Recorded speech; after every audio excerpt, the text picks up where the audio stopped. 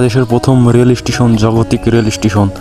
এটি প্রথম চালু হয় 1862 সালে 15ই নভেম্বর কলকাতা শিয়ালদা থেকে কুষ্টিয়া জাগতিক রেল স্টেশন পর্যন্ত।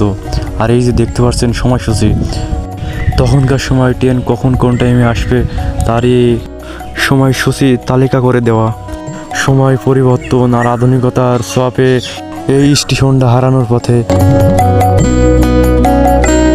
এই স্টেশন দিয়ে এখন কোনো যাত্রী চলাচল করে না। একটা সময় ছিল এই স্টেশনে যাত্রী মানে যে এত পরিমাণ উঠতে পড়া ভিড় ছিল যে যাত্রী সামলানোই কঠিন হয়ে পড়তো আর কি। এই স্টেশনে একটা সময় 26 জন কর্মচারী কর্মকর্তা ছিল, এখানে চাকরি করতো। এখন কেউই নাই।